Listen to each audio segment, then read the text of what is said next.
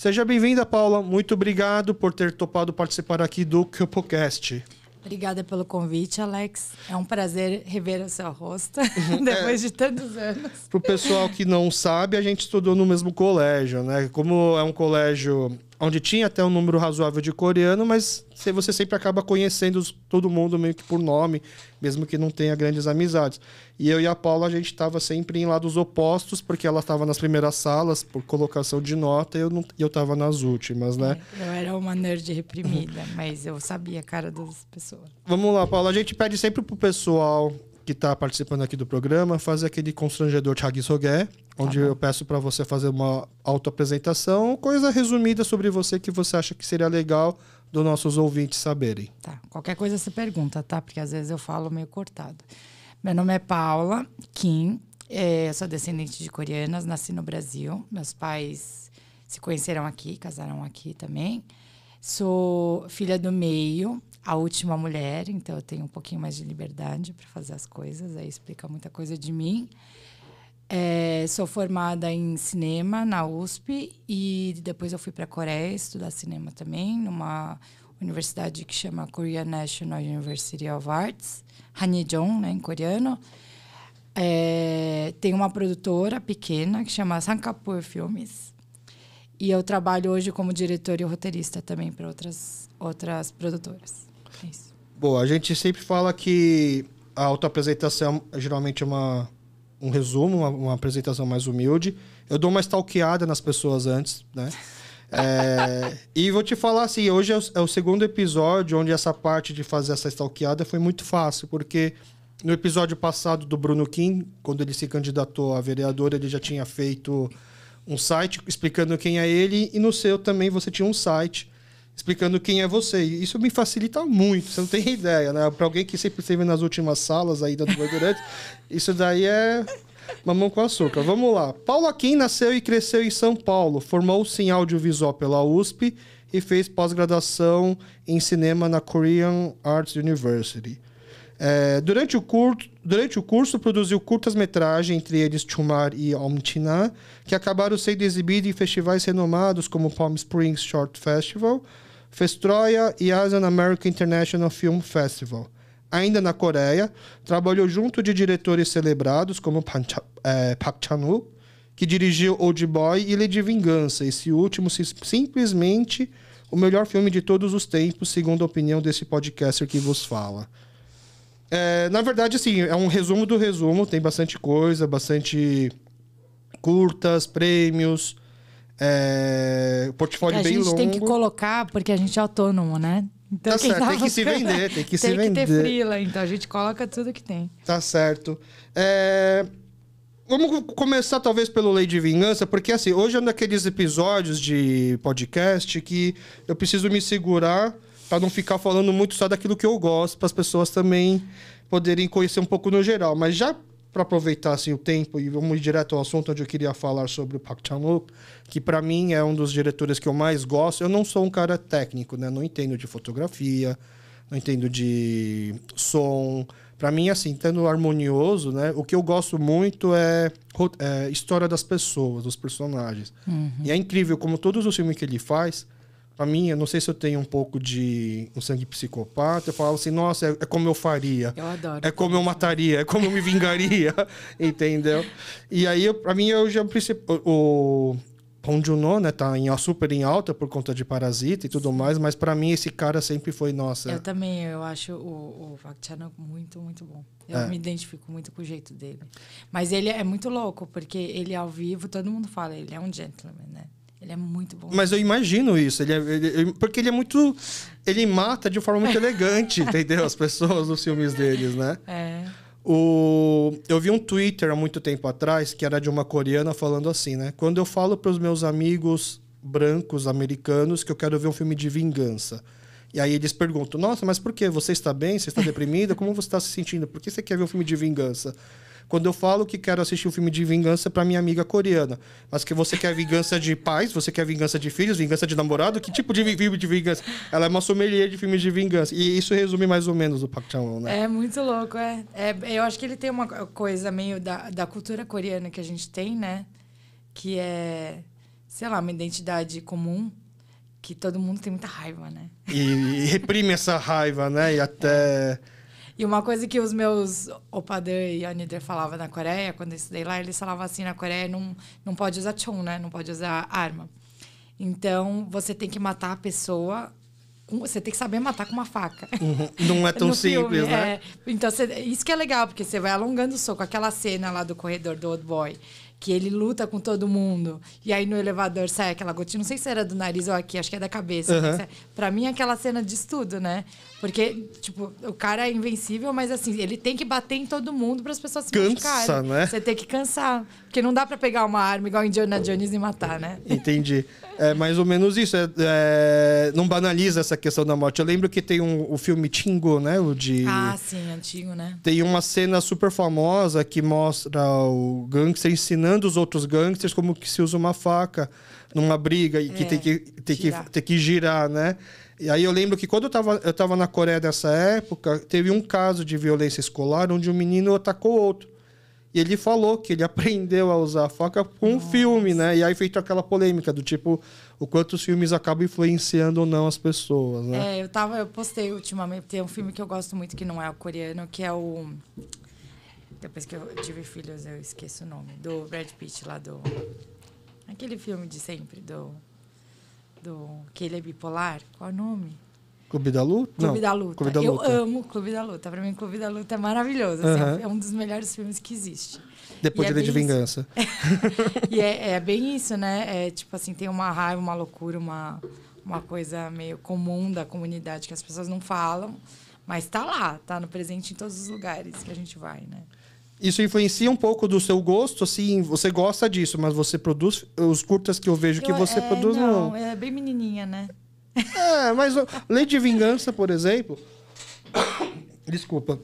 O que eu acho que me fascina no filme, por exemplo, é a lealdade entre as mulheres. Né, do filme, para quem não assistiu, né, dando pequenos spoilers.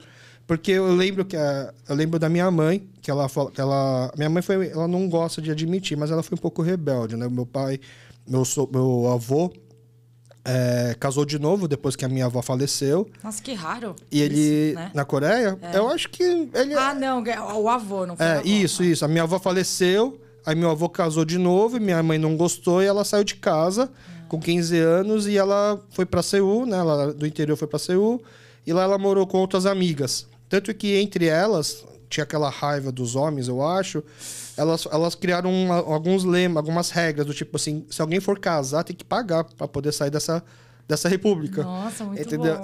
E aí até hoje ela é super elas são amigas, né? Meus pais aposentaram, voltaram para a Coreia, e minha mãe todo mês viaja com essas amigas, né? Gente, que legal. E ela sempre me falava de um jeito assim sobre lealdade entre amigos e tal, como se de repente ela falava de uma visão dela de que homens não têm essa mesma amizade que ela tem entre as mulheres, das amigas dela. Eu já tenho uma visão mais machista, que é o contrário.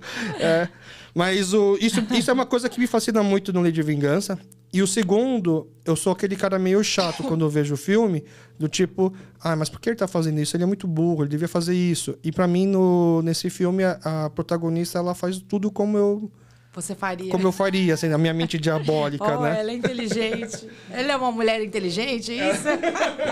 Ela sabe se vingar. Mente machista que você disse. Eu tenho um amigo, eu fazia muito exercício quando era antes de casar, né? Eu fiz jiu-jitsu muito tempo, fazia natação e corria. E aí eu tenho um amigo que corria, que ele fala assim, quando a mulher ultrapassar ele fala, não, sério, você é boa. É um pouco machista nisso, né? Essa daí corre bem. Mas, portanto que, assim, dos 3 filmes, Lei de Vingança, Mr. Vingança e Old Boy, que eles chamam de trilogia da vingança, pra mim é de longe o melhor. Eu Só que gosto Old mais Boy é o mais famoso. Eu acho que é o primeiro, assim, né? Tem uma coisa mais... Eu acho que, tecnicamente, ele deve ser melhor também, né? Eu acho que ele é mais redondinho. Eu acho que tem uma coisa mais encaixadinha, assim, né? No enredo, você diz, na história? Eu acho que sim. Ah, é? E o Park Chan-wook, ele me falou, né? Porque quando ele veio aqui, eu tava como assistente dele. Ai, obrigada. Imagina. Posso tomar um gole? Fica à vontade. Saúde. Saúde. Cheers. Vamos ver. Ai, muito bom.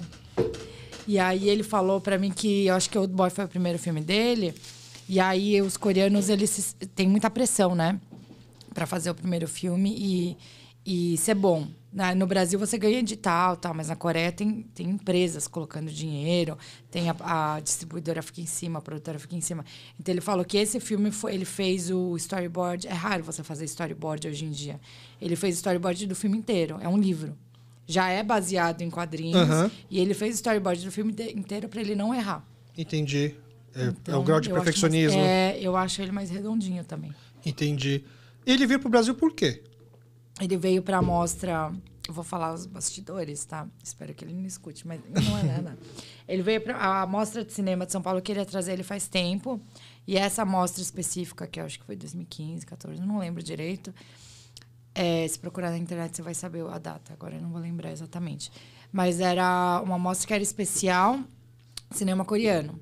E eles queriam muito trazer ele. Só que é muito difícil trazer diretor coreano, porque eles têm muitos compromissos, tá? Sempre filmando e tal. E aí, parece que surgiu um buraco que ele tinha terminado de filmar algum filme e a esposa dele estava cobrando dele que queria viajar. E no Brasil não tem nada para filmar, né? Ia ser só mostra e eu acho que para eles é um pouco perda de tempo, entre aspas, né? Eles têm que trabalhar junto. E aí parece que a esposa dele, ele falou assim, você precisa tirar uma férias, você quer viajar com você? E aí a mostra falou que juntou o útil ao agradável, eles falaram, ó, vem com a sua esposa e participa da mostra, apresenta seu filme. Aí eles vieram juntos e aí eu fiquei lá segurando vela. E aí depois, quando eles vieram, eles me falaram que tinha uma filha, um pouquinho mais nova que eu, que fez a mesma universidade que eu fiz lá. Então, eles se sentiam super à vontade. Entendi. Eles começavam a falar, a esposa reclamando dele. Eu falava assim, a gente não ia pro Parque do Ibirapuera? Ele falava, não, tem coisa pra fazer. Aí eles ficavam na minha frente discutindo, assim, sabe? E que filme que é? Você lembra que eles vieram... Que ele trouxe? Nossa, eu nem lembro qual que era. Tem que ver pela data. Eu não sei se era aquele de vampiro. Isso que eu ia falar, deve ser o Pacti, né? Deve ser o de vampiro. Porque eu lembro que ele chegou a passar no cinema aqui no Brasil. Ah, pode ser. O Pacti. Mas provavelmente eu lembro que a gente acompanhou várias palestras dele. Então deve ter apresentado vários filmes dele, não só o Pacti. Entendi. E eles gostaram do Brasil? Ele gostou muito da Praça da Sé. Tá. É bem a cara dele. Ele amou a Praça da Sé. Ele falou assim, aqui é melhor do que vários lugares que eu vi na Europa. Aí ele ficou lá na frente da Praça da Sé, ouvindo os caras em roda, fazendo xixi. Ele queria ver aquilo, ficou um tempão lá olhando. E gostou muito de pastel da Feira da Santa Cecília. Ah, é? Entendi. A gente comeu em vários lugares bons. Daí, no final, eu perguntei pra ele, quando eles estavam voltando, o que eles gostaram mais. Ele falou que foi do pastel de palmito. Tem muita gente que acredita que pastel e coxinha na Coreia faria sucesso. Então, eles amaram pastel. E não foi só ele, a esposa dele também. A esposa dele trabalha com cinema, alguma coisa, não? Não, acho que não. Entendi. Eu não sei com que ela trabalha, mas não é com cinema. Entendi. E aí foi quando você conheceu eles aqui, então não foi que você conheceu eles na Coreia? Eu fui, eu tava, tipo assim, quase um trabalho de estágio, era uma assistente, assim. Você fala bem coreano? Então, eu não falo muito bem, mas o vocabulário de cinema, é porque, eu não sei, é muito louco. É porque quando eu fui estudar lá, só fazia aula de cinema, né, coreano. Então, quando eles falam de cinema, parece que eu entendo. Mas quando eu vou ouvir Marsuma, assim, eu não entendo. Entendi. Mas isso que eu ia perguntar isso. Você teve coragem de fazer faculdade na Coreia sem falar tão bem coreano? Não sei se foi coragem. O curso era em inglês, não? Tudo coreano. Tudo coreano. Foi ingenuidade ou inocência? Não, eu acho... É porque, assim, fazendo ECA, existem programas para Europa, França, geralmente, né? França, Alemanha, que são filmes mais indie, assim, e tem convênio com a USP, e tem Estados Unidos. Na minha cabeça, assim, eu sempre fui... A gente sendo coreano, os pais não ficam 100% assim. Minha mãe não era super, nossa, que legal que você está fazendo audiovisual. Não era. Ela fala assim, quando que você vai ganhar dinheiro com isso, né? Tipo, ficava... Minha mãe achava muito estranho ter filmagem de madrugada, sabe? Minha mãe é do tipo que, tipo, eu não posso dormir nem na casa da minha Harmonie, porque é casa de outra pessoa. Entendi. Então, ela é bem desse jeito. Então, eu sempre estava querendo me provar. E eu achava que nos Estados Unidos nunca ia voltar aquele dinheiro. E eu nem sabia se podia contar com os meus pais. Então, eu nunca pensei nos Estados Unidos. Já pensei na Austrália, mas também eu não gosto de sol, praia, sabe? Eu não sou muito assim. Eu sou mais, tipo, conversa. Eu gostava de cinema francês e tal. E aí, na época, na Coreia, tava começando, eles tinham acabado de criar essa Hanyejong, Korea National University of Arts, que era assim, para o pessoal que queria estudar artes na Coreia não ir para os Estados Unidos, para eles estudarem na Coreia. Entendi. E eu acho que foi a primeira universidade que tinha estudos tradicionais coreanos, que Samonori, essas coisas, né? E eu comecei a me interessar por isso, porque você falou de crise de identidade, no final da faculdade eu namorava um cara que não era coreano. E eu escrevi um roteiro, eu comecei a me interessar a escrever roteiro. Minha irmã também, ela é casada com um cara que não é descendente de coreanos. Comecei a escrever roteiro sobre relacionamentos. E eu me sentia muito mal compreendida. E teve um curta que eu escrevi que mandaram para um outro cara. Isso era comum na faculdade, né? Você escrevia um curta e aí esse curta era passado para um outro diretor, ele dirigia, outra pessoa editava, era para todo mundo fazer tudo. Só que aí pegaram o meu roteiro, que era uma discussão de relacionamento com os pais de uma menina que estava namorando. Nem sei se não era coreana, mas ela brigava com os pais porque estava namorando. E ela era descendente de coreanos. E aí pegaram um outro cara dirigir, ele dirigiu de um jeito tão preconceituoso que aí mexeu muito comigo, assim, porque eu falei, nossa, eu não podia fazer nada, não podia falar nada, o que eu falasse ninguém me escutava porque eu era a única descendente de coreanos. E ele tinha acabado de levar fora de uma menina que era descendente de japonês e ela fez um pai terrível, assim, sabe? Quando, na verdade, ele nem sabia que a menina não tinha pai. Ela só terminou com ele e justificou que era família porque ela não queria ficar com ele. Entendi. Então, assim, mexeu muito comigo o final da faculdade, porque eu me senti muito não compreendida. Terminei namoro, sabe? Várias coisas. E aí eu falei assim, se eu for para um lugar ia ser legal ir para a Coreia, porque é um lugar que minha mãe não vai encher o saco, ela vai achar que eu vou encontrar alguém lá, quando na verdade entendi. eu posso ficar um tempão, eu tenho um visto, a gente consegue um visto que não precisa trabalhar se não conseguir emprego. E se eu passar em universidade boa, não é caro. E lá tem os melhores equipamentos, lá eles tinham, na época tinha uma câmera que chamava Red, que era caríssima de alugar no Brasil. Lá eles tinham na faculdade, era um negócio muito louco, assim. Aí eu coloquei na minha cabeça que eu queria entrar nesse Hanyejong. Mas você descobriu tudo isso pela internet? E eu escrevi e-mail em inglês, né? Porque meu coreano não era pior do que é hoje. Eu falava 안녕하세요, eu nem sabia se era 안녕하세요, 안녕하세요, eu nem sabia. Aí eu fiquei pesquisando um ano. E aí algumas universidades me responderam e algumas pessoas falaram, acabou de criar essa universidade, mas ela não aceita estrangeiro, né? E aí eu fiquei no pé dessa universidade, eu falei, eu vou lá, vou aprender coreano. Aí eu fiz aquele curso de coreano que tem do consulado mesmo, e depois eu fui para Yonsei. E enquanto eu fazia o curso, eu não sei explicar o que foi, mas eu era muito louca. Eu ia lá e ficava no pé das pessoas, faz uma prova para mim. Louca, né? Eu acho que eles achavam... Mas era uma coisa meio instintiva. Eu não estava pensando assim, nossa, eu vou... Eu cheguei e fui fazendo, assim...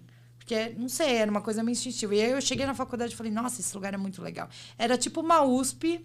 É tipo assim, pensa em tudo que você viveu da comunidade coreana. E lá é o lugar em que todos os desajustados da Coreia inteira estão. Entendi. As meninas não precisam se maquiar, elas podem andar de pijama.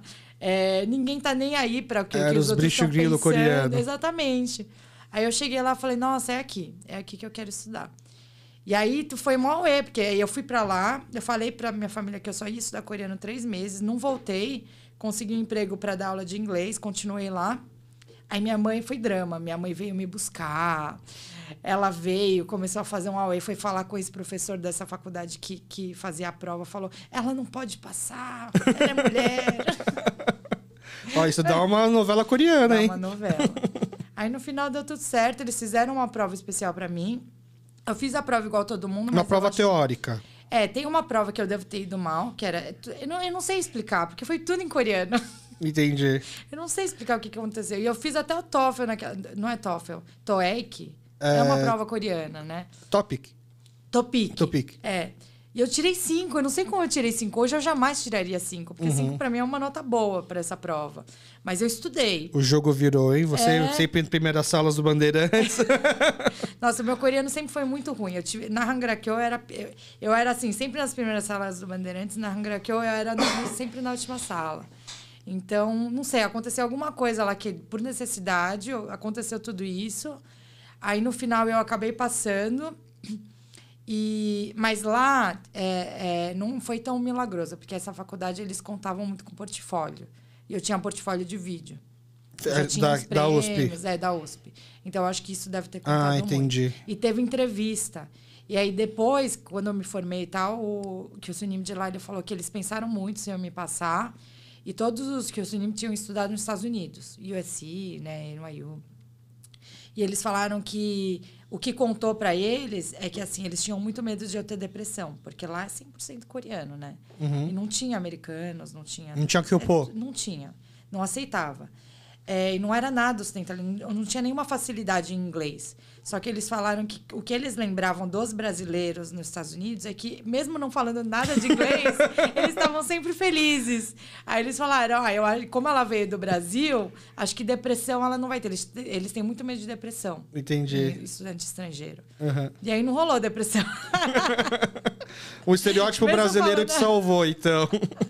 E eles falaram, e os brasileiros não falavam nada em inglês. E eles sempre se viravam. Aí eles falaram, então vamos testar essa menina aí. No final, acho que deu certo. Entendi. Mal eles sabem que nossos pais aqui no Brasil é justamente a mesma coisa. Não fala nada português e se vira, né?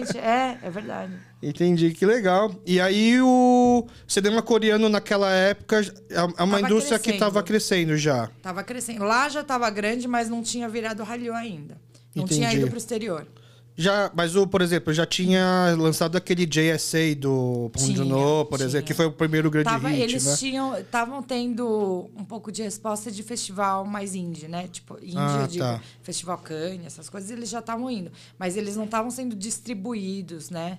Porque hoje em dia tem alguns filmes coreanos que, né? Aquele do metrô, né? Não tem um eu esqueci. Sei que ele foi distribuído aqui, né? Distribuído, as pessoas podiam ver no cinema. Mas isso, naquela época, era uma coisa ainda impensável. Só que na Coreia já tinha muito filme nacional, que não vai para o exterior. Tipo, filme Globo Filmes, que o pessoal ia lá, ocupava a sala inteira. Já, dentro da Coreia, o cinema coreano já estava bombando, mas fora não tanto. Na verdade, o cinema coreano, acho que tem aquela...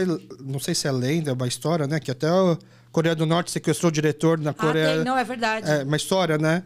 Não, mas aconteceu. Impressionado com o cinema coreano, né? Com o cinema coreano. Sim. É um cinema legal. Quando o pessoal descobriu Parasita, né? E o pessoal falava assim, nossa, você não consegue definir que tipo de filme que é. Se ele é um drama, se ele é suspense, se ele é comédia. Porque ele tem um pouco de tudo, mas é um pouco do... Como costumam ser as produções coreanas, né? Tem um pouco de tudo no mesmo episódio, né? E é muito louco. Falando agora dessa série que eu dirigi, é engraçado que pra gente é natural. Eu sou a única descendente de coreanas, né? Diretora. E pra mim é muito natural fazer um negócio que é uma piada e depois estão chorando, né? E as pessoas ficam procurando, ocidentais ficam procurando um gênero nisso. Mas não é um gênero, é tipo assim, assim, pra gente é normal, né? Fazer um exagero, alguém gritar, depois chorar, depois alguém morrer, fazer um auê, né? E alguém ser assassinado no meio disso. Mas os ocidentais ficam procurando um gênero, né? Não tem gênero, é assim. Como é a vida, né? A vida é assim, a gente chora, ri, faz rir. Tá lá se matando de chorar porque alguém faleceu, solta um peido, isso acontece, escapa. Né? É verdade. Não, falando assim, no filme coreano, tem um peido, tem um sei o quê, e é tudo um drama, né? Então, assim, é isso mesmo que você falou, é uma coisa meio... Eu não sei se está certo falar como coreano, não é uma... Mas as obras coreanas, elas lidam com isso com mais naturalidade. Eu vejo muito filme indiano parecido, sabe? Eu vejo o filme indiano... oriental, né? O asiático, não sei. Acho que sim. Ou talvez, na verdade... tem um padrão americano que é imposto no resto do mundo. Gênero, né? Ou é assim, ou é assado. Mas porque se você for ver, acho que naturalmente, novela brasileira, por exemplo, até os filmes brasileiros, se você for ver, ele tem um pouco mais dessa mistura também, um pouco de humor, um pouco de ação, um pouco de tudo, né? O que não entra muito, na verdade, é o romance típico novela coreana, né? Que os protagonistas demoram para segurar na mão. É muito louco isso. Que pra gente é mais natural ver esses dois lados, né? E a gente sabe que é um romance. Mas eu lembro quando eu estava na faculdade, o amigo da minha irmã, na época, aquele My Sassy Girl, fez muito sucesso, né? Aqui no Brasil, isso. Isso. E aí ele assistiu e no final ele falou assim, eles são um casal? Como assim? E a gente lá... Você assistiu o remake americano? Não vi, nem Nossa, quis ver. faz bem. Do Old Boy também não? Do Old Boy também não quis Fez ver, bem mas também. eu gosto do diretor, só que eu não vi. Nossa, também é triste, assim, não sei, acho que deve ser... Não perde, né? Deve ser preconceito meu.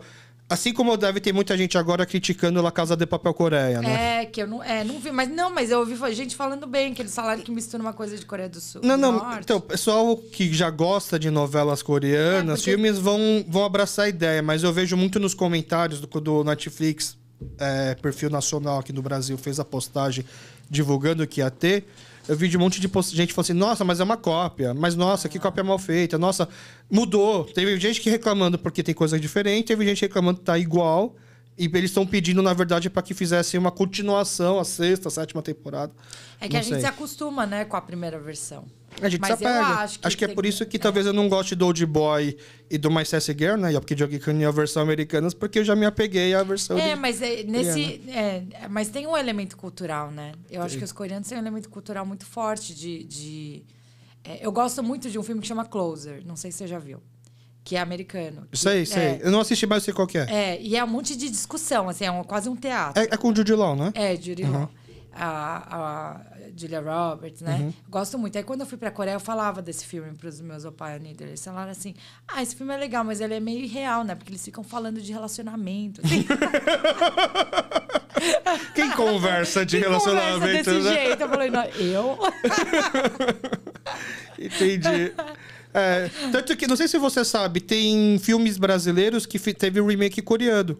Sério? Teve o De Pernas pro Ar, eu acho, que é da Ingrid Guimarães, onde ela é uma... Eu sei qual que é. Né, que ela, tem até a versão coreana, e tem o do Hassan lá, que ele é o político que não sabe mentir. Tem esse filme em versão coreana, só que quem faz o protagonista é uma mulher, é a Ramira, que é uma super atriz coreana. E tem essa versão também... Você assistiu? Você assisti. Gostei. Mas eu acho que é meu clubismo, né? Quando é o contrário, quando é o coreano fazendo dos outros, acho que eu gosto. Mas acho que se eu tivesse feito o contrário, talvez não. Entendeu? Pode ser. Mas é engraçado esse intercâmbio, né? Eu nunca imaginei que um filme brasileiro ia ter um remake coreano. Na nossa juventude, Não, pensa assim, eu tenho sobrinhos que eles pararam de estudar no colegial. Se ele ouvir, ele vai saber quem é. Porque, por causa do fenômeno K-pop, um monte de menina começou a ficar afim, porque ele era orientado. Entendi. Virou padrão estético. Isso é pensável na sua adolescência? Infelizmente, não. Eu tenho um sobrinho que também tem 18 anos. Eu fico imaginando isso. Meu marido, ele não fala, mas eu tenho certeza que ele teve dificuldade pra namorar. Porque as pessoas viam os orientais como feios, né? Muito louco isso. E hoje o jogo virou. Mas você parece um K-pop idol, as meninas... E até entrando nessa questão, assim, do asiático ser feio, né? Por exemplo... Tem alguma influência nisso no nome da sua produtora? Por que Sankapur? Porque Sankapur quer dizer meio que uma ocidentalização dos olhos, né? Sim. Então, eu não sei se você viu aí no coisa. Eu tenho um projeto que fala sobre transtornos alimentares. Sim. Eu tive no Bandeirantes, eu tive anorexia. No Bandeirantes? Eu estava no Bandeirantes. Bem nova. Começou mais ou menos na 5ª série, terminou na 8ª. Pegou bem no começo, assim. E na época eu não conseguia ver direito, mas eu tinha questões, né? Não só de me sentir... feia, entre aspas, né? Não me sentir de fora. Isso que você falou de não se sentir dentro. Hoje eu consigo entender muito melhor o que aconteceu. Mas essa coisa de identidade, de se sentir meio... Parece que não existe um lugar pra mim. Eu tinha muito essa coisa de... Porque como assim? Minha família, a gente é da Moca. E não tinha descendentes de coreanos muito na Moca. Apesar de final de semana a gente ir pra igreja, ir pro Bom Retiro, tinha família no Bom Retiro. Eu sempre me senti muito abrasileirada, entre aspas. Porque eu era muito, desde pequena, eu lia muito livro brasileiro, literatura e tal. Minha turminha era mais da Moca, loirinho, italiano. E eu não sabia, mas eu acho que eu sentia, por exemplo, eu lembro até hoje das pessoas tentando me defender quando fazia aquela brincadeira de pera, uva, maçã, salada mista. Sei, você era o famoso katugui. O que é katugui? Katugui da Coreia é o café com leite. Não, eu era assim, tinha os menininhos que deviam gostar de mim, eu tinha os meninos que gostavam. Aí, quando dava salada mista, eu saía correndo. Com vergonha. Todo mundo sabia que eu ia sair correndo. Entendi. Então, eu tinha uns lugares que eu falava assim, gente, eu sou muito estranha, sabe? E eu fui crescendo com isso. Mesmo na igreja, assim, na Hangrakyo, da escola de coreano, a galera parecia que todo mundo falava melhor do que eu, coreano. Parecia que todo mundo era amiga, todo mundo andava em turma. E todo mundo conhecia umas coisas de música e tal, que eu não sabia. Então, eu me sentia muito... E como eu era... Teve uma época que você falou da turma do Bandeirantes, né? Que eu tinha uma colocação muito boa. O pessoal da igreja não gostava de mim, porque os pais ficavam falando pra eles, você tem que ser igual a Paula. Entendi. Aí chegou... Quando eu entrei no Bandeirantes, o pessoal começou a falar assim, não anda com a Paula na igreja. Porque ela fica... ela se acha. E, na verdade, não é que ela se achava. É porque, se eles andassem comigo, os pais iam falar, você tem que estudar igual a ela. Tal. Mas que bobagem. É a melhor pessoa para poder fazer trabalho em grupo. Pegar uma cola. E aí, eu fui me sentindo muito isolada entre os coreanos e entre os brasileiros, você não conseguia se encaixar. Não, eu até que me encaixava melhor. Mas quando eu entrei no Bandeirantes, minha turma tinha muito oriental. Aí, eu tinha uma turma de... Eu fiz amizade com uma menina que não era. Aí depois ela teve problemas na família também, começou a ter problemas no próprio colégio. E aí, quando eu andava muito com coreanos, na época, é engraçado, porque o Bandeirantes era um universo que, assim, pra mim era um universo novo, em que as coreanas e japonesas namoravam, assim, sabe? Tipo, se beijavam, tinha casais, assim. Não fugia na salada mista. Não fugia, porque era uma galera que mesmo na igreja tal, ficava. E pra mim era muito assim, nossa, os coreanos ficam assim. E ao mesmo tempo, eu também, pra mim, eu tava muito atrasada. E tem uma outra coisa que eu não sabia, eu sou adiantada. Os pais coreanos têm essa coisa de trabalhar muito, né? Eu sou 1 ano adiantada. Eu sou 1 ano mais nova que todo mundo. Entendi. Até o final do 3º colegial eu era. E aí, e eu acho que eu tinha um atraso mental mesmo. Tipo, sempre fui mal de educação física. As pessoas jogavam a bola pra mim, eu não conseguia pegar. Entendi. Eu acho que eu não tinha, né? Coordenação. E na escola você sente isso muito forte. Cada um tem... É que hoje é fácil entender, depois que você passa por essa fase. Mas, na verdade, cada um tem as suas aptidões. Sim. Não é todo mundo que consegue ler livros. E não é todo mundo que consegue pegar a bola. Mas é que eu acho que é isso. O meu pai, ele é naturalizado. Ele estudou aqui, ele fez Santa Casa. Ele veio bem cedo. A minha mãe, ela mais tardia. Então, eu acho que meu pai acabou trazendo pra gente referência. Ele gostava muito de cinema. Trouxe muita referência cultural pra gente. E era uma cultura que os meus amigos coreanos não tinham, os que eu conhecia. E os meus amigos brasileiros, alguns tinham, mas ao mesmo tempo que você ia pra casa deles, tinha coisas diferentes, assim, né? E tinha salada mista, que era o meu terror. Umas brincadeiras que eu falo, gente, não é pra fazer essa brincadeira, minha mãe não vai deixar. E aí, quando eu entrei no Bandeirantes, meu apelido virou Gordinha Sexy. Nossa Senhora, foi o maior pesadelo da minha vida. Nossa! Criança é terrível, né? Meu Deus, eu não sabia disso, não. Porque eu desenvolvi... Eu era um pouquinho gordinha, teve... Entendi. Né? E aí virou Gordinha Sexy. Todo mundo achava super legal. E eu escondia, assim, né? Não era por mal, era legal, assim. Mas pra mim era o terror. E aí, com isso, por causa do Gordinha Sexy, eu comecei a falar, preciso emagrecer. E aí eu comecei a comer menos, foi indo. Aí foi virando uma coisa junto com nota, sabe? Ai, eu sou boa em emagrecer. Autoestima 0. Nossa. Eu sou boa em emagrecer, eu sou boa em ir bem. E como você percebeu que você estava tendo um problema que precisava de ajuda? Eu não percebi. Não? Eu não percebi. Os amigos dos meus pais perceberam, mas eles não conseguiam encontrar o que era.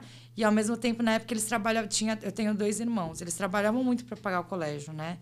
Então, para eles, era tipo assim... É inconcebível alguém não comer, né? Comer pouco. Um adolescente comer pouco. Porque para os coreanos é inconcebível, assim. Não passa pela cabeça deles. Regime, você fala que tá fazendo regime, eles batem em você, né? Quando eu era nova, era assim. Era coisa fútil. Você não vai pensar em regime. Então, ninguém tratava muito desse assunto. E aí, eu fui emagrecendo e eles achavam que, nossa, a Paula tá ficando madura. Com 11 anos, 10 anos. Nossa, ela não fala nada, ela parece uma adulta. Ela escuta o Marcinho inteiro. Ela senta na igreja e fica lá quieta, parada, escutando. Tá viajando, só pensando em vou emagrecer. Jesus, me ajuda a emagrecer. E todo mundo, nossa, eles estão escutando a palavra e todas as outras crianças estão correndo, sabe? Então, para eles foi difícil de perceber, só que os amigos do meu pai, ele tem uma turma que foi pro Migu, que foi para os Estados Unidos. Aí, quando eles voltaram, eles falaram pro meu pai assim, ó, isso daí não é normal. essa menina aí não tá normal, ela tá muito branca, tá meio anêmica e ela tá muito magra. Aí minha mãe me levou pro pediatra, porque, assim, já com 12, 13 anos, já tinha emagrecido bastante. E minha mãe ainda levava... Minha mãe levou a gente pro pediatra até a faculdade. Pra ela, tipo, a gente nunca cresceu. E aí, levou pro pediatra, aí ele me diagnosticou, eu já tava quase na 8ª.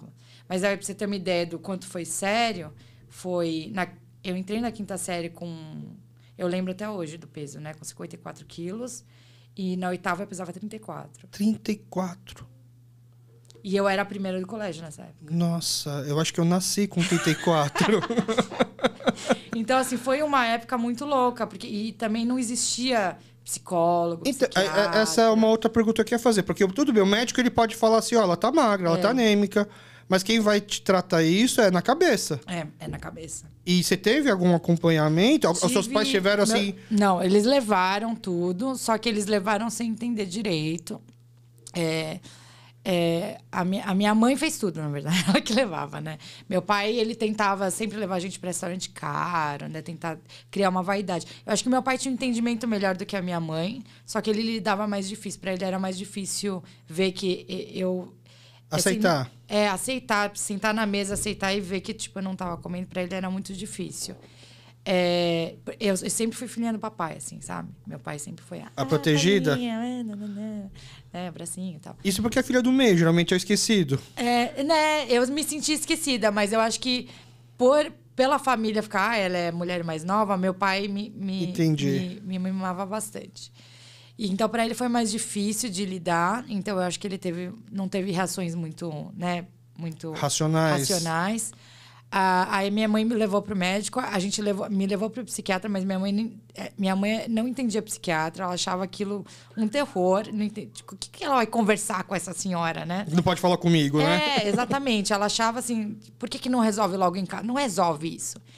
E aí eu fui um tempo... Também não estava funcionando. Eu lembro que eu nem sabia que era para sentar e falar com a mulher. Eu não tinha essa referência. Aí eu sentava e ficava olhando para a cara dela. O tempo passava e minha mãe pagava uma nota. Aí tinha que comprar almoço fora e tal. Depois me levava para o colégio e ela perdia o dia da loja, né? Não trabalhava. Acabava não conseguindo trabalhar. E aí... Só que... Não sei te explicar quando que foi. Em algum momento... Acho que meu pai um dia me sentou para conversar. E tinha essa coisa, né? Eu já tinha começado a sofrer bullying na igreja, na escola. Na escola porque eu era estranha. Na igreja porque, nossa, ela é a primeira do colégio. 34 quilos não é normal. E eu já tinha uns tiques nervosos, assim, de querer gastar caloria, pulava. Então, era muito zoado, assim, sabe? Para os adolescentes, falam, não quero andar com essa menina, óbvio. E aí um dia meu pai chegou para mim e ele falou assim, olha, se você ficar querendo agradar... E eu queria agradar todo mundo, menos eu chegava em casa menos gritando. Você mesmo. Menos eu e a minha família. Chegava em casa, eu era, tipo assim, gritava com todo mundo. E não comia, né? Gritava porque não comia. E aí, um dia meu pai falou assim, olha, eu pedia para me tirar do colégio. Aí meu pai falou assim, se você quiser fugir da situação, você foge, mas sempre vai ter alguém que vai ficar no seu pé, porque você estuda bem, sabe? Alguma coisa, as pessoas, elas vão ficar no pé de todo mundo. E eu falava assim, eu vou mal, eu não vou fazer a prova. Porque para mim, não conseguia fazer a prova sem acertar. Sem acertar, porque eu queria estudar e fazer. Então, a outra opção era não escrever. Era não fazer a prova, ficar lá sentado e zerar. E eu falava essas coisas. Nunca fiz isso, mas eu falava. Aí meu pai falou assim, você pode fazer isso, o que você vai ganhar com isso? Os outros vão ficar felizes, e aí? Né? E ele falou assim, você tá morrendo. Meu pai um dia falou isso pra mim, você tá morrendo, mas ninguém tá morrendo. Eu, sua mãe, você pode ter raiva de todo mundo. E você pode gritar com a gente. Ninguém vai morrer por causa disso. Você vai morrer se você não comer. E aí, não sei, instalou um negócio. Aí... Assim, nessa época, eu comecei a buscar curso de artes para fazer. Não sei te dizer de onde veio. Foi tudo instintivo. E na frente do colégio tinha uma abra. Lembro. E eu comecei a grudar lá. Eu tenho umas coisas assim que eu não sei por que as coisas acontecem comigo, mas eu comecei a grudar lá e fiquei pesquisando o preço de tudo. Aí eu comecei a negociar com eles o preço do curso. E aí eu mandava para minha mãe, deixava em cima da mesa dela. Aí minha mãe falou assim, essa menina tá louca, né? Minha mãe não entendia que aquilo ia me ajudar em alguma coisa. Só que o médico, ele fala assim, coloca ela nos cursos fora do colégio para ela ver outras coisas, né? Porque parece que ela tem interesse. Aí eu comecei a fazer curso de teatro também, várias coisas que eu ficava pesquisando, mas era tudo muito caro. Então, meus pais não conseguiam entender na cabeça deles, tipo, já tá pagando colégio, por que Um colégio caro. É um colégio caro. E aí eu comecei a achar... Aí nessa época eu achei o Centro Cultural Vergueiro, comecei a achar vários lugares e fiquei pressionando meus pais para me botar. Fiz bateria no conservatório, tudo barato, assim. E esse curso na Abra eu queria muito fazer. Aí eu enchi o saco da minha mãe, depois de 1 ano ela falou, tá bom, vou pagar. E aí, fazendo esses cursos, eu fui recuperando peso. Muito louco. Entendi. Foi se reencontrando. Mas não foi uma coisa... Eu não fiquei pensando, agora eu vou comer. De repente, parece que não irritava comer. Antes, eu achava que... Eu tinha muita raiva de muita gente, assim. Então, quando eu engolia, parecia que não descia a comida. Entendi. Aí, eu acho que eu fui me encontrando e, naturalmente, as coisas foram acontecendo. Foi voltando muito a sentir prazer na vida. Mas nada foi pensado, assim. Foi tudo muito instintivo. Mas se pudesse voltar no tempo atrás, voltar no tempo, poder explicar para os seus pais o que estava acontecendo com você... Você acha que teria ajudado, assim, a psiquiatra, por exemplo? Eu acho que eu precisava dar um grito. Eu acho que eu dei um grito. Entendi. Eu precisava dar um grito, porque eu era muito boazinha, sabe? Muito, mandava fazer, eu fazia. Mandava fazer, eu fazia. Eu vivia disso. E hoje não mais? Não. Aprenda a falar não. Não. Que hoje bom. as pessoas nem mexem comigo direito, porque eles têm medo do que vão vir. Teus irmãos também? Meus irmãos... E é engraçado que depois disso, meus irmãos foram para arquitetura, os dois. Acho que eles sentiram, A minha família é muito reprimida. Depois disso, eu descobri muita coisa. Pra você ver, eu descobri que meu pai, quando casou com a minha mãe, ele fez medicina. Não terminou. E aí eu descobri que quando a minha mãe estava grávida de mim, eles já estavam casados com filhos, e naquela época, tipo assim, nossa, ele está estudando para medicina, minha mãe achou que estava casando com o cara. E os meus avós achavam que o filho, meu pai é filho mais velho, era o grande exemplo. Minha mãe me falou depois que eu passei na ECA, olha isso, eu não sabia. Aí eu acho que foi na época que minha mãe engravidou de mim, meu pai desistiu de medicina e falou que ia prestar ECA cinema. E fez a primeira prova, passou. Quando foi fazer a segunda prova, a minha avó foi para a loja e fingiu que morreu. Nossa! Ele perdeu a prova. E minha mãe falou que foi entre a minha irmã e eu. Não sei se eu já estava grávida de mim. Eu só fiquei sabendo disso depois que eu passei na ECA. Você já tinha uma atriz na família, tinha. A sua avó? Meu filho também é ator, acho que ele tem um jeito. E a irmã do meu pai, ela treinou piano profissional também. E o irmão mais novo do meu pai fez artes plásticas na FAAP. Só que a gente não sabia de nada disso. Entendi, Todo porque... mundo não podia ir para artes de alguma maneira, sabe? É muito louco. Pra não influenciar negativamente, né? Porque achavam que não ia dar dinheiro e tal, né? Entendi. Por muito tempo eu também fui muito pobre, é verdade. mas eu acho que tinha uma coisa assim de referências. Meu pai sempre gostou muito de música, cinema, artes plásticas a gente tinha um pouco de bastante, via bastante coisa. Só que ninguém nunca falava assim, você pode estudar desenho. O teu pai te levava pro cinema assistir filme? Levou meu pai tem uma referência muito grande. Ele ia pro cinema sozinho, ele via muito filme depois da gente dormir. Uhum. E aí a gente fingia que estava dormindo e assistindo no corredor junto com ele não sabia que a gente estava assistindo. E meu pai, ele levou a minha irmã, eu não levou, mas ele levou todo mundo pra ópera depois de certa idade, fez 11 anos, vai pra ópera. E ele levou a minha irmã, eu não fui, mas ele levou pra minha irmã, muito nova, pro show da Madonna, pro show do Michael Jackson. Ele levou pra uns lugares muito legais, que eu acabei não indo, porque depois eles não vieram quando eu era mais nova. Mas meu pai, ele é super antenado. Eu tenho uma memória, assim, do meu pai. Meu pai sempre foi aquele típico pai coreano, assim, mais fechado. Ele tem o hobby dele de pescar, que ele ia sozinho pescar.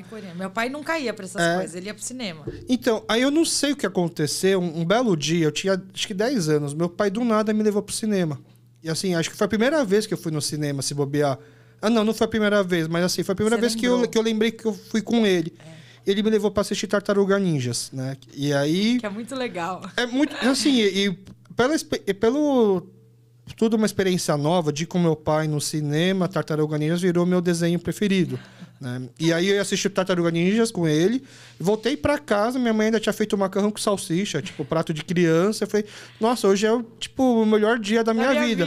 Eu nem sei se meus pais lembram, de repente foi o dia que eles pensaram, nossa, que dó desse moleque, que vamos fazer um dia feliz pra ele, né? E aí, no ano seguinte, teve Tartaruga Ninjas 2, e meu pai lembrou de me levar de novo pra assistir o filme, né? Você deve ter ficado muito feliz. Foi uma das memórias mais felizes da minha infância. E aí, eu lembro quando eu fui assistir Avatar, né, do cinema, com 3D e tudo mais. Eu falei, nossa, porque foi um choque, assim, né? Como a tecnologia do filme. Tudo novo. Eu lembrei do meu pai na hora, preciso levar meu pai pra assistir. Aí eu peguei meu pai, já tinha YouTube na época, e mostrei pra ele o trailer do filme. E eu contei toda a história do filme. Assim, eu expliquei pro meu pai. Meu pai, mas por que você tá me contando essa história? Porque você vai ver isso no cinema, você não vai entender porque é em português, mas você já sabe a história, então você só precisa ver, né, o que acontece. Aí eu levei ele no cinema, ele botou óculos, ele ficou quieto o filme inteiro. Quando acabou o filme, ele tava quieto, assim, ele olhou pra mim assim, desde quando o cinema é assim? Né? Do tipo com esse 3D. Desde agora. Eu falei, faz tempo, pai. Mas, nossa, cinema é assim faz tempo. Aí depois eu expliquei pra ele que não era verdade, né? Que, na verdade, era um filme revolucionário. Ele foi assistir mais 4 vezes sozinho. Nossa, então você vê como é importante essas coisas pra gente. E eu sentia isso, eu não sei. Aí você pode me corrigir, porque talvez eu não tive tanta vivência com coreanos depois, que eu tive um trauma por um tempo. Mas eu sentia que assim, os coreanos não iam tanto pro cinema, não liam tantos livros. Então eu não podia ter uma troca, sabe? Parecia que. E aí isso até faz sentido, porque a gente. A referência dos nossos pais era só trabalho. Você já parou pra pensar vídeo, que no Brás não tem nem banca de jornal? Porque as pessoas só trabalham. É Entendi. Muito louco isso, né? Não assiste coisas legais, não vai... A primeira vez que eu levei as minhas primas mais novas para o cinema da Augusta, que eu já fazia ECA, elas ficaram chocadas com as pessoas. Meu marido veio né, fez medicina e tal, quando a gente ia tomar cerveja perto da minha casa, que eu morava embaixo da Praça Roosevelt, ele fala, nossa, as mulheres daqui são engraçadas, né? Ninguém se maquia, anda de perna aberta, fala alto, porque tem uma referência muito fechada, né, das coisas. A referência era as famosas locadoras coreanas, onde você pegava a sacola com um monte de vídeo, então você assistia as novelas numa batelada só. Então, isso que o Netflix faz hoje de lançar uma série com um monte de episódio de uma vez, nós coreanos já fazíamos antigamente. A gente pegava os vídeos e ficava lá em casa, madrugando, maratonando. Mas é engraçado, porque eu entrei na SPM. Na SPM, na época, na carteirinha, ele tinha a sua colocação no vestibular. A gente descobriu isso. Nossa, assim, o seu número da carteirinha, assim, os últimos 3 dígitos era que número você ficou no vestibular, né? E eu lembro que eu fiquei em 046. Então foi a primeira vez na minha vida, assim, que eu fiquei na sala A, entre aspas, né? Porque na sala já misturava, não era por ordem de vestibular, mas era misturado. Mas eu ficava, nossa, eu tô entre os 50 primeiros, né? E aí então, eu entrei na SPM me achando, né? E aí do meu lado sentava um amigo meu chamado Peruche, que ele era super assim de tocar guitarra, gostava de Simpsons, ele assim, cultura geek, alternativa, assim, ele manjava tudo. E ele entrou na 3ª, 4ª lista de espera da SPM, né? E a gente sentava do lado, assim, conversava. E aí teve um trabalho. E aí um dia, quando a gente descobriu que o número da carteirinha era colocação, os caras, caramba, o Alex entrou em 46º, o cara é um gênio, não sei o quê. Teve o primeiro trabalho de semiótica, né? E eu nem sei o que é semiótica. Semiótica você tem que ter muito portfólio, referências, uma bagagem cultural, porque é através de, por exemplo, a pessoa vai ouvir e vai depois falar, nossa, você tá falando besteira, mas para ficar fácil de entender, é através de alguns sinais você querer mostrar alguma outra coisa, né? Então, por exemplo, tá chovendo, assim, por exemplo, o céu tá meio escuro, ele tá querendo indicar alguma coisa de tristeza, por exemplo. É mais ou menos isso. Legal. E aí eu tive um trabalho desse que eu tirei nota 2 valendo 10, né? Eu tirei nota 2, assim, foi horrível. E o Peruche, que tinha entrado na 4ª lista de espera, ele tirou quase 9, 10, sei lá, uma nota super alta. É que são lugares diferentes. Porque eu cresci o Bandeirantes é um baita colégio, é um colégio bom, mas assim, ele é focado no vestibular de uma certa forma. Hoje mudou bastante, mas na nossa época, ele era uma máquina de vestibular.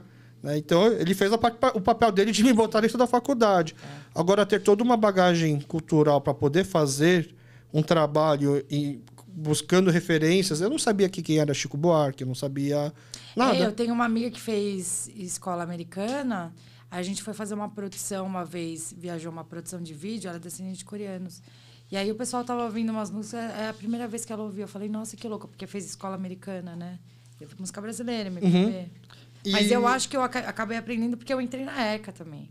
Né? Na ECA eu acabei... Na ECA, eu descobri que as pessoas usavam o feriado, não sei como é que você usava o feriado, mas usavam o feriado para viajar, porque para mim usar o feriado para estudar, porque era sempre prova depois de feriado. Sim, verdade, é verdade.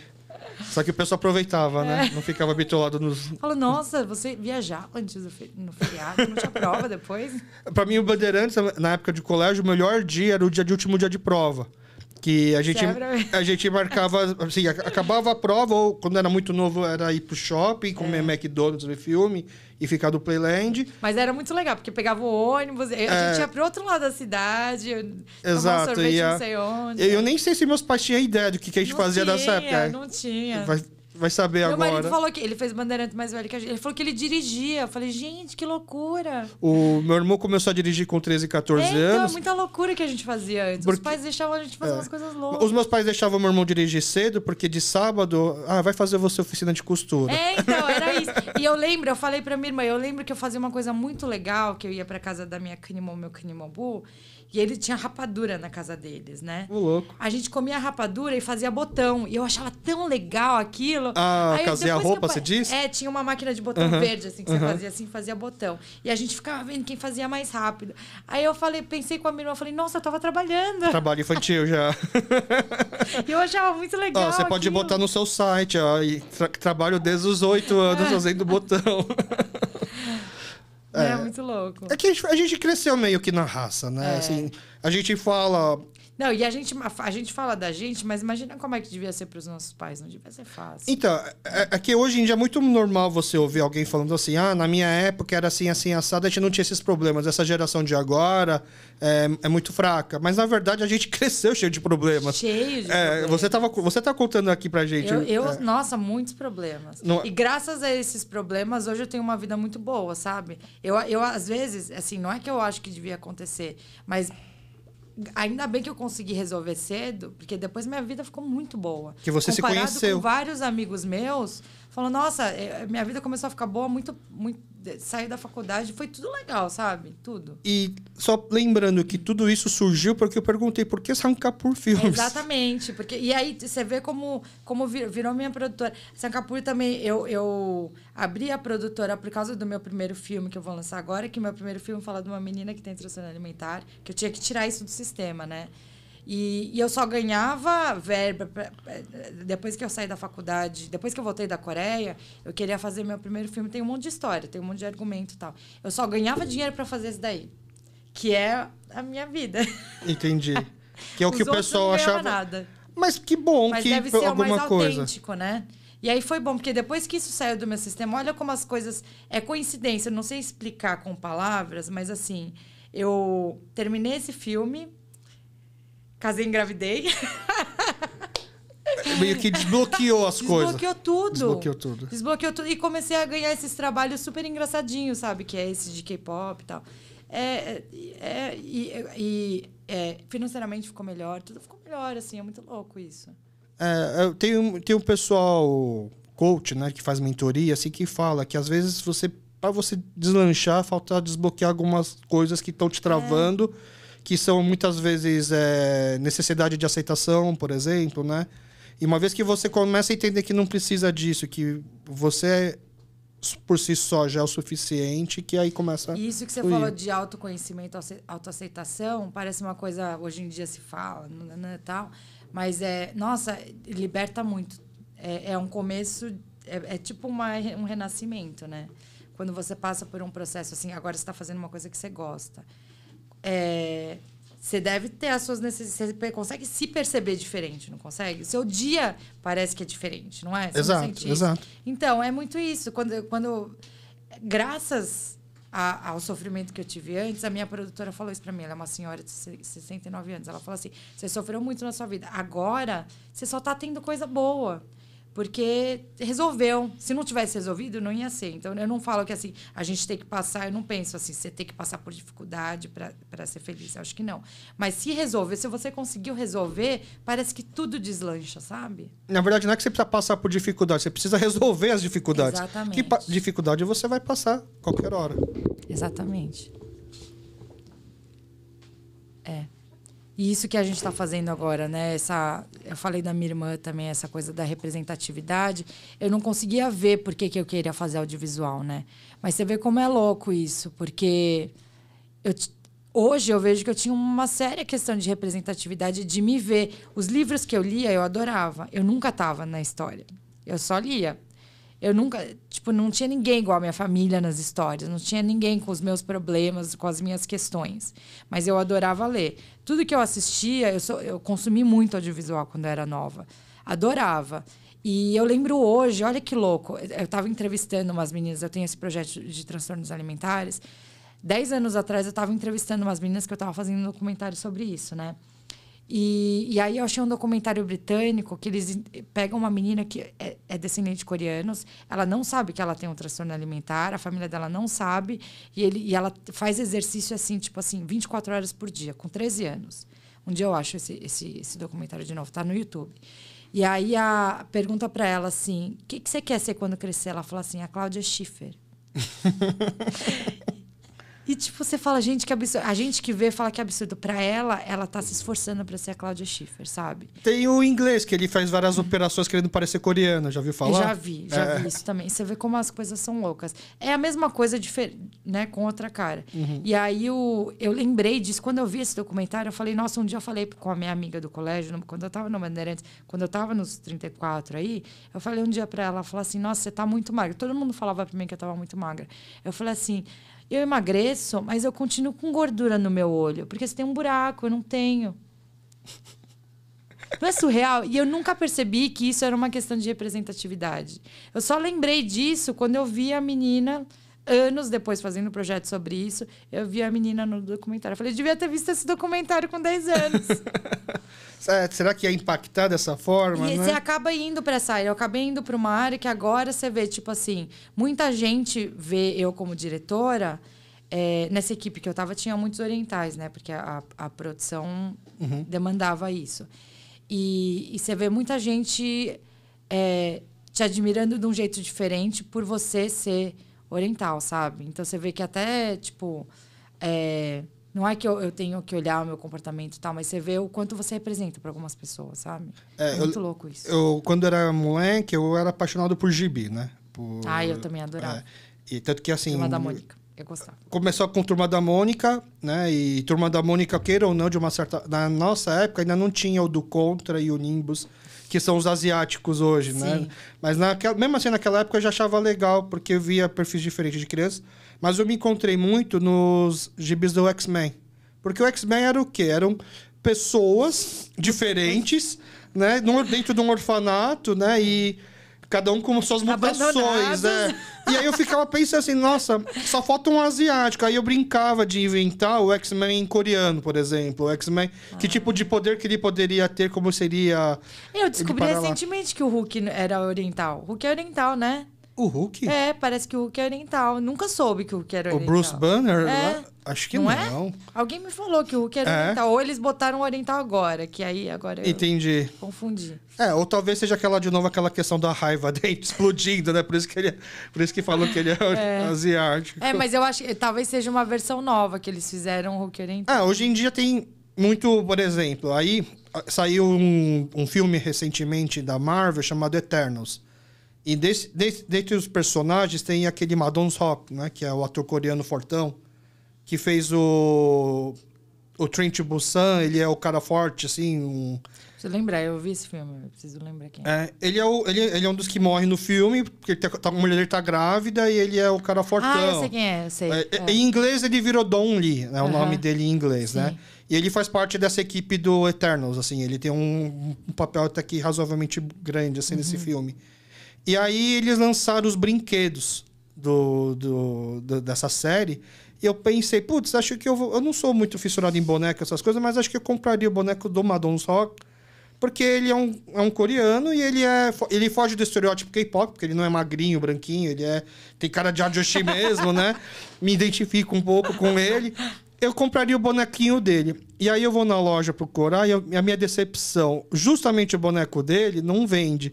Por quê? Por que não vende? Ele vende todos os outros bonecos. E aí cada personagem vem com uma parte dele. Então você tem que comprar todos pra juntar o braço, perna, cabeça, corpo e juntar e virar ele. Mas por quê? Que coisa aí louca. Você pode pensar, se você quer ser otimista, você vai pensar assim, é assim porque ele é um personagem raro. Ou talvez você pode pensar, acho que fizeram assim, porque se fizesse só o dele, ninguém fosse comprar, e aí precisava ser dessa forma. Aí eu pensei, putz... porque é uma demanda menor, né? Agora Mas é uma demanda. Então, agora eu preciso comprar o dele, preciso comprar todos pra poder juntar o dele. Que sacanagem. Não sei se é isso. Mas pode ser que seja. De repente a Marvel escuta aí. Mas depende do lugar. Depende do lugar que você tá também, né? Porque a gente tava falando nos Estados Unidos, deve ter uma demanda muito maior aqui. Talvez seja menor. Talvez. Talvez se eu procurar na internet, eu acho o bonequinho só dele vendendo, né? Do Eterno. Mas você não sente isso com seu filho? É que meu filho, ele é assim, se ele vê, como o pai e a mãe são coreanos, se ele vê, uma vez eu fui brincar com ele na Praça da Luz. Ele escolheu um senhor e falou, Haramoji! E saiu correndo atrás do cara. Quando ele vê um oriental, parece que ele faz assim... Será que eu tenho que fazer isso? Não tenho que fazer isso. Entendi. Porque ele sabe que é uma minoria, né? Inconscientemente. O meu filho tem 3 anos e a gente só fala em coreano com ele. Então, ele sabe hoje que existe o português, existe o coreano, que pessoas brasileiras, brancas, sei lá, negras, não falam coreano. Tanto que teve uma vez recentemente, ele tem 3 anos, né? A gente estava no shopping, eu esqueci um negócio dele num restaurante, eu voltei para buscar e eu meio que larguei a mão dele e fui pro restaurante pegar. E eu falei pra minha esposa, vai indo pro carro, que a gente tá atrasado. Vai indo pro carro e eu já alcanço vocês. Aí minha esposa pegou ele e entrou no elevador. E aí o meu filho começou a chorar, né? Na verdade, ele percebeu que a gente estava indo embora do shopping, ele queria ficar mais no shopping, começa a achar desculpas para ficar mais. Aí ele começou a chorar, porque meu filho não é de ficar me procurando toda hora. Para ele a mãe já tá, não falta mais nada. Ele começou lá, chorar, e minha esposa, calma, ele já vai vir. Ele vai pro carro, já vai se encontrar no carro. Ele começou a chorar, ele parou, olhou o elevador, viu todo o pessoal olhando para ele, e aí começou a chorar de frente. Papai! Já fez a mudança da língua, né? Então, muito louco. Agora eu preciso que as pessoas se comuniquem comigo. E ele fica no YouTube só pedindo para mostrar vídeos em coreano. Olha, por exemplo, ele fala assim, por que isso aqui não é em coreano? Aí a gente tá preocupado agora que daqui 1 ano, 2 anos, ele vai para a escola brasileira e não vai saber falar nada em português. Ele vai ter que se readaptar de novo. Mas isso é muito interessante. É bom que ele tem esses 2 mundos, né? Quando a gente vai no parque, ele percebe que as crianças não entendem, né, o que ele fala, e ele não entende o que as crianças falam, então ele tá começando a se interessar em aprender. O meu tá começando a falar agora, é engraçado, eu levo pra natação de bebês eu entro junto. Aí quando começa aquela música, o seu lobato tinha um sítio, ele fala assim, Haraboji, tem 3 kawau, Haraboji tem 3 uau. E todo mundo fica, o que ele tá falando? Haraboji tem 3 Mas vocês falam em coreano com ele, não? É que ele tem babá. Babá fala... Não é babá, desculpa, é empregada, né? Que quando eu tô aqui, ela serve como babá. Ela fala em português. E é que eu falo muito em português. Meu marido, ele fala misturado. Só que eu percebo que quando ele vai pros meus sogros e os meus pais, ele entende o que eles estão falando. E eles falam em coreano com ele? Fala em coreano com ele. Os nomes das pessoas, ele fala em coreano. Entendi. As primeiras palavras dele foram em coreano. Agora ele tá falando português. Entendi. Tá bem misturadinho, assim. Eu acho que ele não sabe a diferença direito. Não sei direito. Mas logo vai saber, vai perceber. O meu filho, ele sabe o nome dele em coreano, o nome dele em português. Ele sabe meu nome... Ele acha que a pá, em português, é Alex. Ele fala papai também, mas assim, eu tenho um cachorro chamado Rooney, né? Ele fala que Rooney em português é dog. Eu não sei de onde ele inventou isso também. Que bom, muito mas bom. É o YouTube, né? Ele assiste de vez em quando. Louco. Antes ele assistia vídeo no YouTube. No YouTube tem muito vídeo que tem mais variedade em inglês né? Não, então, ele tava assistindo em japonês, em inglês, em russo, aí ficava assim, nossa, ele vai começar a falar tudo misturado. Aí, Pra eles tanto faz. só que hoje ele só procura em coreano agora. Hoje Que ele tá nessa louco. fase de só querer procurar em Então, coreano. quando ele era mais bebezinho, eu só colocava musiquinha coreana, ele adorava. Ah, é? Agora, depois que eu comecei a trabalhar e ele ficou mais com a empregada, ele quer só vídeo em inglês ou em português. Ah, Acho que são fases, né? Porque ficou muito tempo com ela. a primeira música que pegou meu filho foi o Mundo Bita. Qual é o Mundo Bita? O Mundo Bita é um artista de Recife, eu acho. Ele tem uma série chamada Mundo Bita, assim... a música mais famosa é a Fazendinha, né? Bom dia, Não o sol já conheço. nasce lá na Fazendinha. Quando meu filho tinha um ano e pouco, era a primeira vez que ele parou pra olhar a TV, foi porque tava tocando o Mundo Bita. Engraçado. E foi o algoritmo do YouTube, assim, que jogou pra gente, na verdade, né? E aí, durante muito... Tanto que a festa de 1 ano dele, né? Eu nunca imaginei, o tema foi meio que o Mundo Bita, assim, porque ele Nossa. gostava muito Interessante. das músicas. O meu você gosta de carros. Ah, é? Carro. O meu hoje é dinossauro. Ah, eu acho que é fase, né? É carro, roda. Me falaram que tem 2 tipos de crianças. As que vão pro mundo dos dinossauros e animais e os que vão pro mundo dos carros e robô. Ah, eu acho que o meu vai pro carro, hein? Carro, moto. É bom, é fácil. Eu tenho o sócio no meu bar, o filho dele é viciado em carro. Tanto que a primeira vez que eles viajaram assim para esses hotéisinhos que tem bastante coisa para criança, o filho dele não queria sair do estacionamento, queria saber os Então, a carros. nossa janela vai pro estacionamento, ele ama. É. Acho que talvez seja esse o fascínio dele, né? Vai começar a produzir filmes de carros, talvez, para eles.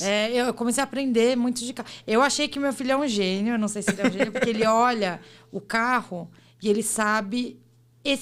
Ele não vê a cor, ele vê o modelo. Parece o carro do papai, parece o carro do Arabodi, parece o carro do tio não sei o quê. Eu falo, nossa, como é que ele sabe? Eu não sei. Tipo, eu sou muito desligada, eu sou completa. Carro, Lego, tudo que é essa coisa muito racional, eu nunca me dei muito bem, né? Assim, outra coisa que eu me sentia de fora, meus irmãos são arquitetos, eles amavam Lego. Eu olho o Lego e falo, gente, mas tá na foto montado. Por que você vai ter que montar tudo isso de novo? Eu gostava de desenhar. E meus irmãos ficavam lá horas montando o negócio. Meus sobrinhos são assim também. Eu nunca entendi por que alguém vai montar um negócio que tá na caixa. Você pode fazer a sua versão, né? Ah, mas mesmo assim, eu prefiro desenhar, escrever. Eu sempre fui assim. O meu filho, ele sabe o nome de todos os dinossauros, pra você ter uma ideia. E a gente tá querendo levar ele pra assistir o novo filme do Jurassic Park que saiu. Vai sair? Vai sair. E acabou já lançou. Ele não tem idade pra assistir, mas ele já assistiu os outros em casa. Mas ele vai gostar, então. Ele já viu o Tiranossauro comendo gente. Daí essas cenas de violência, não sei se tá muito cedo pra ele, mas ele já acostumou. Você tem que testar uma hora pra ver. Você, como cineasta, e agora com um filho, não pensou em produzir coisas pra eles assim em casa, tipo YouTube, pra ele ter o próprio canal que ele possa assistir? YouTube não, mas eu acho que você acaba ficando mais ligado em como é que é a cabeça infantil, né? Que é diferente. O que chama a atenção. Porque criança não engana, né? A gente engana. A gente pode falar assim, eu vou produzir tal, o pessoal vai gostar tal. Mas criança, se tá chato, eles não assistem. Aí eu comecei a me interessar mais por coisa de desenho, sabe? Mas eu não cheguei ainda a escrever nada a respeito disso, assim. Eu tenho outros projetos. Eu tenho um projeto que já faz tempo que estou para produzir, que é sobre imigração coreana, uma ficção que é uma criança, a personagem principal, mas é uma história mais nossa, assim, tipo, segunda geração. Que agora que eu vou lançar o filme, eu vou começar já a vender esse daí. Mas seria um roteiro, é isso? Um roteiro. Já tenho pronto faz tempo, na verdade. Aí precisa ver se você consegue gente para financiar. Sim. Mas com longa, lançando um longa fica mais fácil, né? E hoje em dia tem essas coisas de streaming. Então, lançando esse longa, eu quero já partir para esse outro, que o outro já tem o roteiro pronto. Que é uma história infantil, mas a personagem principal ela é descendente de coreanos, criança e tal. Ah, entendi. Mas aí é a mesma pergunta que me fizeram quando eu comecei o podcast. Você acha que tem público? Porque tem o pessoal que gosta de cultura coreana, K-pop, as novelas principalmente. Mas uma coisa voltada para os imigrantes, você acha que também... Eu acho que tem, porque assim, o pessoal que vê histórias... A gente vê histórias de todo mundo, né? E, por exemplo, você falou agora de K-dramas. K-dramas só tem coreano, e não necessariamente é da cultura coreana, né? São romances e tal. Essa história que eu escrevi, ela, na verdade, é uma história mais infantil. Acho que tem um pouco a ver não só com a imigração coreana, mas, assim, a criança trabalhando com os pais, sabe? Ah, tá. É uma coisa mais de... É uma história... É alegrinha, só que... Alegrinha, tem um final feliz, mas é uma coisa muito mais de família. Entendi. É tipo... Então todo comerciante vai se identificar. Sunshine, sabe? Tá. Então, não só comerciante, eu acho que é uma coisa mais geral de uma menina que tá se achando no mundo, assim, sabe? Entendi. A referência é Little Miss Sunshine. Tá. E aí a ideia seria um curta, um filme? Não, é um longa. É um longa? É um filme. Entendi. E você como diretora... Você se formou em audiovisual, você não precisa ficar preso ao cinema, por exemplo. Você poderia... Não, agora eu tava fazendo uma série, né? Eu achei muito legal fazer série. Eu não sabia que eu ia gostar tanto. Mas o negócio da série é legal porque é bem comercial. Você pode usar muito mais música, tem muito mais verba, né? Ah, entendi. Tem atores famosos. Aí você consegue ver o sucesso da série antes dela lançar, né? Com filme ainda você tem toda a produção. Você não pode postar nada sobre o filme até lançar. Agora, com a série, os atores já vão falando, eu tô em série tal, não sei o que. Aí você já vai entendendo quanto o negócio é grande, né? E Isso vai é criando a legal. expectativa. E é muito mais... como é que fala? Não sei se é mais popular. Talvez seja mais popular. É que essa série era para... o público-alvo acaba sendo adolescente, né? O meu filme também, mas o meu filme é mais indie. Ele é um pouco mais pesado, que fala sobre transtorno mental. Mas essa série, o público que gosta de K-pop vai gostar da série. Então, você consegue ver essa demanda... E você dirige de outro jeito também. Você dirige de um jeito mais fácil de entender, com musiquinhas mais leves, com piadinhas. Então, é muito legal você saber que você está dialogando diretamente com esse público jovem, sabe? Que você vê na rua. Você teve participação no roteiro ou não? Tive. Teve também. Eu não escrevi o roteiro, mas eu fui consultora de roteiro nessa série. E você já tinha um background de novelas coreanas para poder... Eu não era super fã, mas todas as famosas eu acabei assistindo. Mas eu não era, assim, tipo, de madrugar assistindo, sabe? Mas as famosas seriam as padrões menina pobre, cara rico, essas daí. Câncer, mãe com câncer. Porque, na verdade, assim, eu consumo bastante novela coreana, né? De todos os tipos, mas eu gosto muito das novelas coreanas mais adultas, né? No Netflix tem duas, pra mim, que são... Quais? Eu não My Mister, que é Naya Joshi, que é da... A protagonista é a IU, a cantora, e ela interpreta muito... Inclusive, ela ganhou... Ela não ganhou, né? Mas ela foi muito bem elogiada em Cannes recentemente, né? Qual que é o nome? Eu vou procurar. Em inglês é My Mister. My Mister. Não sei se você sabe, né? A IU, ela participou agora... Do Park Chan-wook? Do Park Chan-wook, não, que é o Broker. Ah, não, é outro. É de outro diretor. Mas aqui o Song Kang-ho ganhou o Oscar de melhor ator. Que legal. Ela é uma das protagonistas desse filme que foi lançado agora. E o outro é Vida Incompleta, que chama Miss Hen, né? Que conta a história de um cara que vai parar numa... Ele cai de paraquedas, né, que o pessoal chama de nakasa, que é o cara que não passa pelo processo seletivo, ele entra por indicação. Ele entra por indicação numa empresa como estagiário. Aí conta a história dele. E não é... pra você ter uma ideia, não são nenhuma das duas novelas tem casal protagonista, não tem romance. É meio fora do... É bem... Entendi. Eles falam que o My Mister é a novela da vida real coreana. Não é a novela romantizada. Eu não vi. Deve aparecer pra mim os mais romantizados, porque eu já começo a buscar, né? Mas depois você começa a assistir esse, aí você vê como... Você consegue se identificar mais, apesar da nossa distância com a Coreia... Essa questão da raiva, essa questão da vingança, sentimento reprimido, né? Sim. Se conectam mais. Que legal. Vou procurar. E... Bom, a gente já está também estourando o nosso tempo. Para o pessoal que ouve a gente, na verdade, assim, eu explico que essa primeira temporada do podcast é como se fosse uma apresentação das pessoas da nossa comunidade... Mas que muita gente pergunta assim, esse é o primeiro episódio que eu estou gravando depois de o podcast já ter ido para o ar. Porque até então eu gravei os 4 primeiros sem eles ter ido para o ar. Então eu comecei a ter algum feedback. E a maior preocupação das pessoas, assim, que eu percebo é...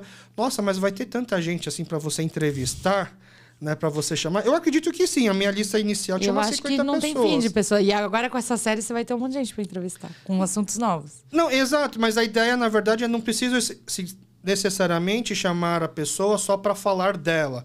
Eu quero que agora, por exemplo, que a pessoa já te conhece um pouco melhor, que você possa voltar para a gente conversar de outras coisas. Não necessariamente só a sua história, Sim. mas o pessoal já vai entender qual que é a sua história, por que você tem tais opiniões sobre tais coisas que a gente pode conversar. Sim. Seja o lançamento do seu filme que você está produzindo, seja seja da série que você também acabou de dirigir, né? E aí a gente até... O pessoal pode até estar querendo ouvir, achando que ia ter vários spoilers referentes à série, mas na verdade a gente combinou de não falar, pra gente poder depois falar só sobre a série, né? Sim. Quem sabe E é até... muito mais legal você ver uma série sem spoiler, vai. Não, exato. Eu não ligo tanto pra isso. Aliás, não sei. Não, mas essa série tá muito legal. tem muitas reviravoltas, assim? Tem, muitas. Tem muita coisa acontecendo nessa série. Muito personagem legal. Entendi. Legal. Vai estrear em começo de 2023, né? Eu acho que sim. Se tudo der certo, até lá. Eu acho que tá previsto para primeiro semestre do ano que vem. Isso, Entendi. HBO Max. Nossa, e para guardar até lá, né? A ansiedade. Eu acho que vai ter spoiler até lá, mas não sou eu que vou dar. Entendi. E aí a gente chama para poder conversar sobre outras coisas também. Aí a gente pede assim, eu dei as minhas dicas agora, sem querer, de novelas e produções coreanas. A gente pede pro entrevistado dar suas dicas, primeiro de novela, filme, de conteúdo cultural coreano que você consome ou passou a consumir. E também na parte gastronômica, né? Qual que é aquele restaurante, quando você quer comer alguma comida de coreana que lembra comida de casa, aquele comfort food, o que você procura. Sim. De série, eu fiquei pensando agora que você estava falando, né? Eu pesquisei várias por causa da série que eu tô dirigindo, que tem mais a ver com eles, que eu achei legal. Mas, assim, são mais recentes. Então, essas daí eu não vou falar tanto, porque eu acho que as pessoas, todo mundo vai conhecer, são os que aparecem no Netflix. Tem um que eu gosto muito, que todo mundo conhece, que é o Miss Sunshine, né? É muito bom. É romance, mas ao mesmo tempo tem uma mulher empoderada, assim, eu acho legal. Que tem duas e tem uma questão cultural, histórica, né? Histórica, eu acho assim, dos que me pegaram, assim, que depois eu fui pesquisar, eu adoro pesquisar depois, né, pra ver se é verdade ou não. Foi os que eu achei mais legal, mais bem produzido. Você assim, né? sabe no finalzinho, quando o Lee Byung-hun ele tá nos Estados Unidos, ele ajuda o coreano que acabou de chegar nos Estados Unidos a encontrar o caminho. No final do Mr. Sunshine... Parece que assistiu isso. Então, tem um coreano que ele desce de barco nos Estados Unidos, aí ele pergunta pro Byung onde fica a tal rua. Eu sei. Esse cara, ele foi um cara que lutou pela independência coreana. Depois aparece a historinha dele. Só que esse cara, assim, isso daí é uma coisa muito foda da história dele. Ele lutou muito pela independência coreana, na época da invasão japonesa. Os filhos dele foram os primeiros atores coreanos americanos. Olha, Um dos filhos dele, inclusive, assim, já idoso, ainda estava atuando. Eu não sei se ele está vivo agora. Nossa, eu vou procurar. Dá uma pesquisada. É muito legal essa história dos filhos deles. Tem documentários sobre eles também. Muito legal. Eu achei essa série muito legal, porque era um universo que eu não conhecia dessa história da Coreia, sabe? Achei muito legal. E tem essa coisa do romance, né? Tipo, tudo pega. Eu achei bom. Você acha que é um casal que deu química? O cara não é muito velho pra ela, né? É muito velho. Eu zoo com meu marido. Eu falo, nossa, é muito velho pra ela. Nada a ver. Mas, ao mesmo tempo, é legal. Não, é quase que uma pedofilia, né? Eu acho que é uma pedofilia. O cara é muito velho. Enfim. E aí, Não, eu zoo com meu marido, porque meu marido fica, nossa, ela é gatinha e tal. Meu... É uma criança. É uma criança. E aí, o que você falou? De comida. Uhum. Comida, eu acho que já devem ter falado aqui, mas eu adoro o samgyetang do Kaya. A primeira vez que falam, mas... A primeira vez que falam? Pra mim é assim... Mas você come o samgyetang ou você come o pangetang? É pangetang. Pangetang. É verdade, metade. Eu esqueci, né?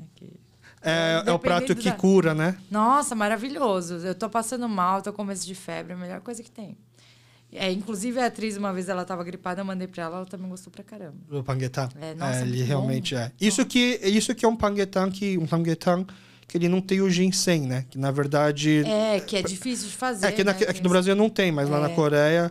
Nossa, eu adoro o samgyetang, acho tão bom, né? Quando eu vou pra Coreia visitar meus pais, né? Eu já falo assim... Tem tudo no Brasil. Não precisa mandar... Meus pais tinham mania de comprar pacotes de miorti. Tem de tudo. mandar. Só que a única coisa que eu aceito é justamente o ginseng para poder fazer samguetá em casa mais completo. Você faz samguetá? Não. Sim. Você sabe fazer? Nossa. Não é difícil, não é difícil. O problema é você ter todos os ingredientes. No otugui, ele vende algumas madeiras que você pode cozinhar junto, que ele vai dar um pouco do gosto de ervas, né? Ele tem um kitzinho panguetá. Samguetá, na verdade, né? Mas não é um prato difícil. Mas é muito louco. Tem uns pratos coreanos que você tá doente, você acorda de manhã e come, parece que o negócio resolve. É remédio, né? É muito bom.